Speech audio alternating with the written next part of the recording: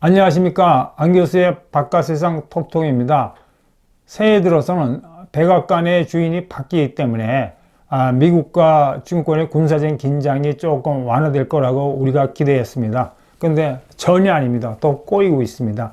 지난 20일 날 대통령 취임식 때 미국에 있는 대만 대표를 초청했습니다. 완전히 베이징이 열받았습니다. 왜냐면 베이징은 타이완을 자기 일개 지방 성이라고 생각하거든요.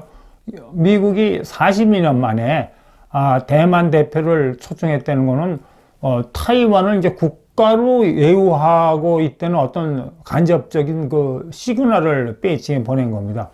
그러니까 뭐 중국은 만약에 대만을 독립시키려고 한다면 중국은 전쟁도 불사하겠다.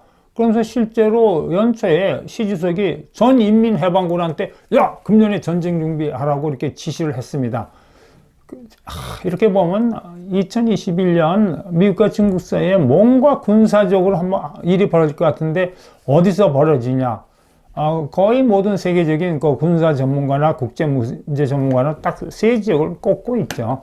남중국해, 대만, 한반도 세 곳입니다.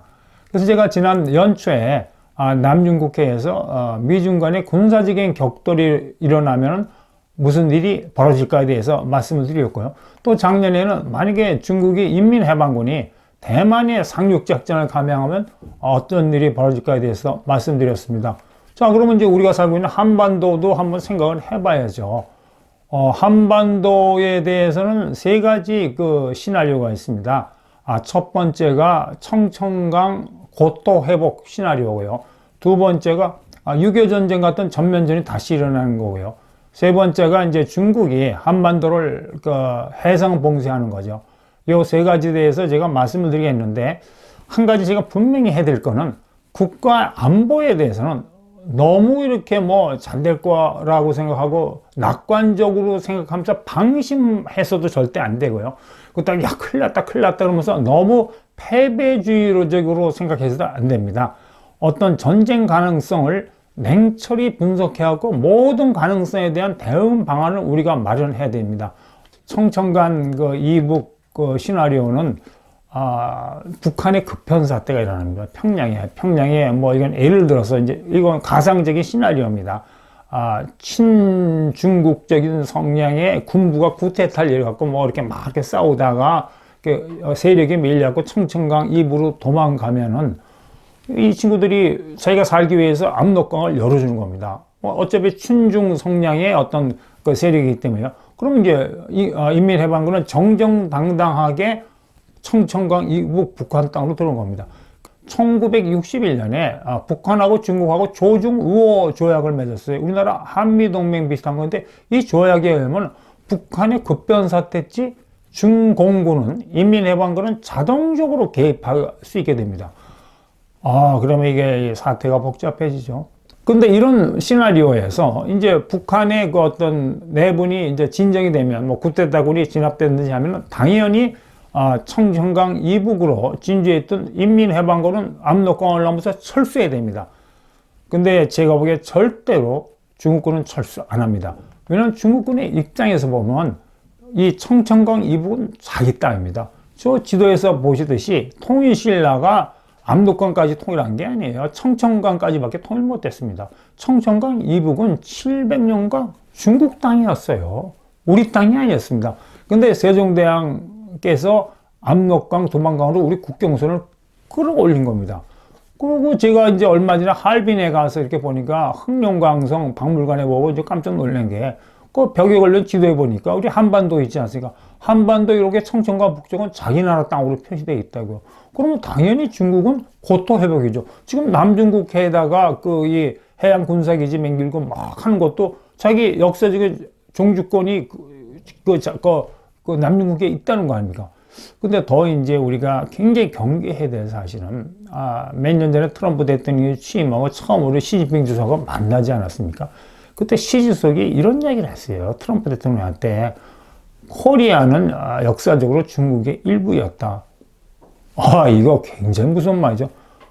미국의 대통령한테 야, 너 이제 그 코리아는 옛날에 중국 땅이었어. 중국 땅이었어. 그럼 거꾸로 해석하면 언제고 한미동맹이 와야 되고 기회가 되면 우리 옛 땅 되찾겠다고 미국에 미리 메시지를 전해놓은 건데 북한의 급변 사태가 나고 청청하고 그러면 절대로 기회가 온 겁니다. 중국한테는. 그러면 이제 무슨 일이, 우리가 제일 이렇게 그 경계해야 될 시나리오인데 이때 우리 국군 혼자이면 절대로 인민해방군을 압록강 밖으로 몰아낼 수가 없어요. 국방력이 차이가 안 나죠. 우리가 중국군하고 못 당합니다. 국방력. 우리 국군이 아무리 좀 강해졌어도.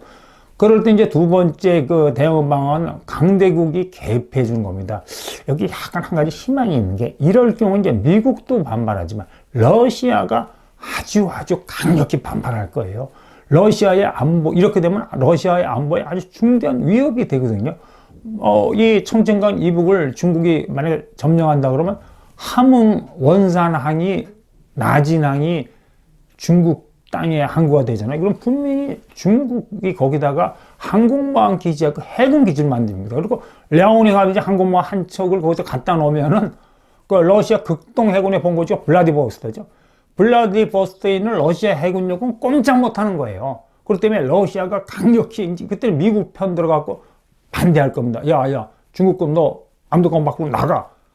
근데 이렇게 이 강대국이 중국에 대해서 압력을 넣는 게 효과가 있을 수도 있는 게 역사적으로 이런 사례가 있습니다. 청일전쟁 때 일본군이 이겼잖아요. 그러니까 요동반도를 먹으니까 그때 러시아가 영국이 삼국 간섭을 했죠. 삼국이 압력을 넣고 일본한테 압력을 넣은 겁니다. 너 말이 안 돼. 너무 많이 먹었어. 중국 땅. 철수해 해갖고 결국 일본군이 거기서 중국 땅에서 철수한 적이 있습니다.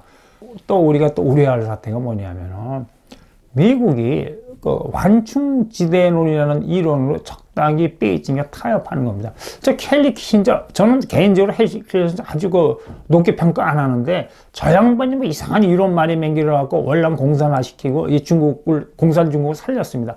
헬리 키신저가 몇 년 전에 무슨 이야기 했냐면 뭐 청천강 라인이라고 말도 안 되는 이야기 했어요. 그게 뭐냐면은 중국이 살살 이제 미국에 대해서 이렇게 설득하는 거죠. 야, 청천강 이북 옛날 우리 땅이야. 근데 여기다가 우리 완충지대로 우리가 맹기를줄게. 절대 여기다 뭐 미사일 기지나 공격력 부대를 안 갖다 놓고 최소한 방어 병력만 갖다 놓게. 그럼 미국의 입장에서는 뭐 청천강 이북 이렇게 보니까 평양도 뭐 이쪽 자유진영 땅도 들어오고 그럼 뭐 대충 그렇게 컨퍼러마이즈 타협할 가능성도 없지 않아 있어요. 여러분이 1945년 2월에 얄타 회담에서 우리 산발선을 자르지 않았습니까? 우리 진짜 남북 분단의 비극의 산발선인데 그거는 얼결에 미국 러스크 대령이 그냥 갑자기 위에서 뭐 이렇게 지도 보고 자르니까 이렇게 지도 보고 이렇게 자르면서 뭘 하고 회고록에 얘기하는 그래도 수도 서울은 이 미국 쪽 진영이라 그러면서 좋았답니다. 이런 거를 볼 때 우리가 제일 우려하고 이런 사태가 아니라더라도 우리가 외교적인 군사적인 노력을 기울여야 됩니다. 이제 두 번째 시나리오는 이제 6.25 뭐 다시 휴전선 넘을까 하는 건데 여기에 대해서는 우리가 6.25 전쟁에 대해서 정확히 이해할 필요가 있습니다. 우리 뭐 태극기 휘날리며 고지전 영화 보면 되게 우리 국군이 북한군하고 막 싸우는 이야기만 하고 방공교육을 받는데 실제로 저 사진 보십시오. 중앙청 지금 경복궁 자리였습니다. 중앙청을 함락하고 대한민국의 수도를 함락하고 환호는 침략군. 저 사람들 이렇게 보면 김일성 군대가 아닙니다. 팔로군입니다. 마오쩌둥 군대가요. 70년대에 우리 대한민국 서울을 두 번을 함락했는데 두 번째 함락은 우리가 잘 알다시피 1951년 일사후퇴죠. 그때 진짜 중국군 정규군이 들어와서 막 함락했는데 그 전에 1950년 6월 25일 기습남짓 3일 만에 서울을 점령한 부대 있잖아요. 그 부대가 북한군으로 옷만 갈아입은 팔로군 부대입니다. 1949년 50년 6.25 전쟁을 준비할 때 팔로군 쪽에 조선족 3개 사단이 있었는데 이 사단을 편제 그대로 이런 게 뭐냐면 지게통, 무기 같은 거 그대로 갖고 북한군을 줬습니다. 예를 들어서 팔로군 조선족 164단은 북한군 5사단, 166사단은 북한군 6사대에 있는데 이 부대들이 서울을 침공한 주력 부대였습니다. 대개 이제 남침 병력이 12만 정도로 예측하고 있는데 그 중에 팔로군 출신 북한군이 약 5만입니다. 더 무서운 사실은 북한군의 지휘부 있지 않습니까? 사단장, 군단장은 거의 대부분이 팔로군 출신이었어요. 북한군 1군단장, 2군단장, 4사단장, 5사단장, 6사단장 다 팔로군 출신입니다. 왜 그러냐면요. 김일성이를 추종하던 그 세력, 빨치산 세력은, 여러분, 빨치산이 말 그대로 100명, 200명이 막 도망다니면서 전쟁하니까 사단급 대규모의 부대를 지휘해본 경험이 없어요. 그러니까 자기들은 그 남침을 해도 소련이 아무리 땡겨 주고 무기 줘도 작전 지휘를 안 해본 사람이에요. 그렇지만 이 팔로군 출신 그 조선인 지휘관들은 일본군하고 싸우고 국공내정 때 장제스군하고 싸우고 대규모 사단급 군단급 지휘해본 경험이 있으니까 남침의 주력 역할을 한 겁니다. 이 사람들이 참 중국 공산당한테 이용당했고 북한한테 또 이용당했습니다. 우리가 일본한테 나라를 뺏겼을 때 이제 항일운동을 하던 두 가지 그룹이 있는데 첫 번째가 이제 광복군이죠. 광복군은 장제스의 국민당군의 지원을 받고 미국의 지원을 받고 지금 말씀드린 팔로군은 이 공산당 아래에서 이제 일본군하고 싸우는데 근데 이 사진을 보시면 이제 그 중국의 서안 그때 그 중국 임시정부의 서안에서 우리 강복군이 미국의 OSS, 미국의 특수부대 교관들과 같이 훈련하면서 이렇게 교육받던 사람이고, 가운데 계신 분이 철기 이범석 장군입니다. 우리 청산리 전투에서 김자진 장군과 같이 싸운 분인데, 이 국부의 지원을 받던 우리 광복군은 해방이 되자마자, 일본이 망하자마자 그냥 한국으로 다 돌아왔습니다. 그런데 이 팔로군에 있던 조선인 부대는 당연히 돌려보내줘야 되죠. 우리 공산주의 항일운동가는 일본이 싫어서 팔로군에들아 총 들고 싸운 거지, 국부군하고 싸우려고 들어간 게 아니거든요. 그럼 당연히 그 사람들은 자기가 원하는 고국으로 보내야 되는데, 안 보내줬어요. 안 보내줬습니다. 49년까지 빡세게 이용해 먹은 거예요. 장제 군대하고 싸우는데 이용 다 해먹고, 그러면 중국을 공산화시켰으면 목적을 달성하면 자기 자유의사에서 보내줘야 될 거 아닙니까? 이것도 안 보내고 군부대, 아까 말한 그 편지 그대로 본인의 자유의사를 무시하고 그냥 북한군을 보내니까 이 양반들이 빡세게 진짜 6.25 때 일부는 자기 조국이죠. 대한민국이. 조국에 총뿌리를 겨누고 싸우고, 그 다음에 더 이 팔로군 지신 조선인 부대 사람들이 안 된 게, 전쟁 6.25 끝나서 다 숙청당했습니다. 1953년 6월 18일이면은 휴전협정이 조인되기 한 달 전입니다. 그때 이승만 대통령이 미국하고 전 세계가 깜짝 놀라는 일을 했습니다. 방공포로를 석방해 버린 겁니다. 거제도에 이제 이 포로 수용소가 있었거든요. 거기서 북한이나 중국으로 돌아가기를 거부하는 포로는 방공포로로 분류해 가지고 미군이나 유엔군 모르게 그냥 우리 국군이 철조망 열어갖고 다 석방해버린 거예요. 왜냐하면은 잘못하면 이 사람들이 본인의 의사에 관계없이 북한이나 중국으로 강제 송환될 우려가 있거든요. 그렇기 때문에 이 사람들은 풀려나고 나서 대한민국에 정착하든지 대만 또는 인도 같은 제3국을 택했는데, 이런 사람들이 대부분이 자기 의사에 관계없이 북한군 군복을 입고 대한민국과 싸운 팔로군 출신 조선인들이 많습니다. 이제 이렇게 6.25 같은 일이 다시 벌어지려면 북한군은 혼자 힘으로 안 되니까 중국이 엄청난 군사적인 지원을 해줘야 되고, 두 번째 과거와 같이 3일 만에 서울 기습장면 절대 안 됩니다. 지금 대한민국 국군이 옛날하고 달라요. 제가 생각하기에 이 같은 전면 남침의 가능성은 전혀 없습니다. 가능성 제로입니다. 이 점에 대해서는 여러분 전혀 마음 걱정할 필요가 없습니다. 이유는 첫째, 아까 말씀드렸듯이 우리 국군이 과거의 국군이 아니에요. 두 번째, 한미동맹이 있죠. 주한미군이 있지 않습니까? 세 번째, 중국이 마오쩌둥 시대의 중국이 아닙니다. 마오쩌둥 시대의 중국은 잃을 게 하나도 없었어요. 근데 지금의 중국은 만약에 한반도에서 불장난하던 잃을 게 너무 많습니다.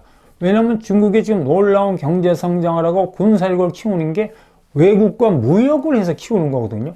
근데 한반도에서 군사적인 충돌을 일으키면 중국 경제가 붕괴하고, 중국 경제가 붕괴하면 공산당이 체제를 유지할 수 없습니다. 그럼 이제 마지막 시나리오가 한반도 바다를 중국 해군이 봉쇄해가지고 군사적인 압박을 가하는 건데, 저는 이게 일어날 가능성이 제일 크고 이거를 제일 우려하고 있습니다. 중국이 항공모함 전단 6개를 갖겠다 그러지 않습니까? 그럼 뭐 항공모함 전단 하나는 우리 인천 앞바다, 하나는 남해안 하면 동해안에 딱 갖다 놓고 우리를 압박하는 거죠. 항공모함 전단이니까 배만 오는 게 아니고 거기 함재기, 뭐 최신의 스텔스 함재기 뭐 한 100여 대가 막 우리나라를 압박하면은 우리나라가 정치적, 뭐 군사적인 압박, 에너지 뭐 수송 대외 교육에서 엄청난 이 혼란과 부담을 겪게 되는 거죠. 그리고 이제 2호도 있지 않습니까? 지금 2호도는 우리가 해상기지 저렇게 사진에 보시듯이 매기를 하는데 지금 중국이 2호도를 자기 땅이라고 주장하고 있거든요. 근데 만약에 이렇게 해상을 봉쇄하고, 우리 한반도 해상을 봉쇄하고, 저 2호도를 무력 점령해가지고, 이 파라셀 군도도 그 베트남이 실질 점령하고 있는 거를 막 베트남 군함을 침몰시키면서 무력 점령하지 않습니까? 충분히 중국의 뛰어난 해군력이라면 무력 점령이 가능하잖아요. 무력 점령해가지고, 이 남중국해에다 시멘트 처발려갖고 해양 군사기지 맹긴 식으로 저런 식으로 2호도에 맹기는 겁니다. 그렇게 되면 항공모함 한 척이 2호도가 중국의 항공모함 한 척 가봤지 않고 완전히 대한민국 해군, 러시아 해군, 일본 해군을 통제할 수 있는 거죠. 근데 이 강대국이 우리나라가 힘이 없을 때 이런 짓을 했어요, 과거에. 대영 제국이 힘이 막 한참만을 1885년 4월부터 1887년 2월까지 2년간 우리 거문도 있지 않습니까? 영국 거문도를 영국군이 무단 점령했어요. 우리 조선 정부에 전혀 양해를 얻었고, 물론 러시아 해군을 견제하기 위해서죠.